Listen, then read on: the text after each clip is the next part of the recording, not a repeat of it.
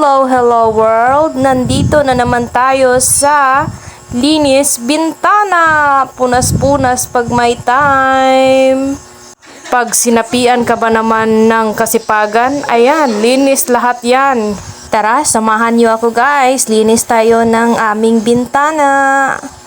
Transparent lang yung window namin guys para kita namin kung sinong nasa labas. Pero yung pag nasa labas ka, tapos titingin ka sa loob, wala ka makikita guys. Nakakawala talaga ng pagod tong makulit na to. Tingnan nyo, sunod ng sunod kung anong ginagawa ko. Nandyan din siya sa gilid ko.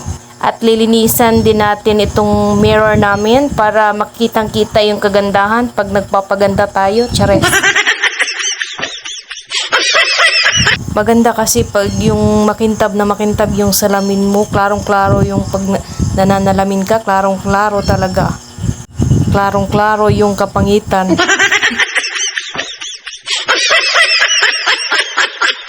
Isunod naman nating linisan itong bintana ng kwarto namin, katabi ng aming salamin. At saka itong katabi ng aming kama. Kita nyo yan? Diba, maganda talaga pag nalinisan siya kasi klarong-klaro doon sa labas yung mga tao na dumadaan, nakikita ko sa bintana. Sa labas naman tayo maglinis. Ayan, kasi tapos na sa loob. Pero babalikan ko pa yan dyan sa loob mamaya.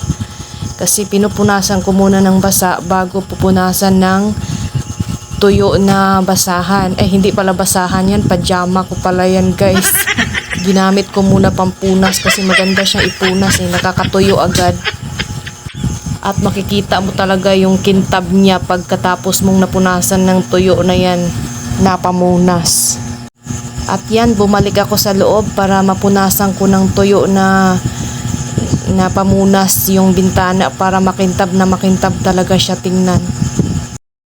Mas lalo siyang kumintab kapag napunasan mo ng tuyo na pamunas. At nakikita nyo na naman yung maliit na yan. Si Morphy yan. Ang makulit kong alaga. Kung saan ako nagpunta, nandun din siya. Malambing talaga yung pusa na yan namin. Maliit pa yan. Sobrang lambing na. Hindi siya nangangagat guys.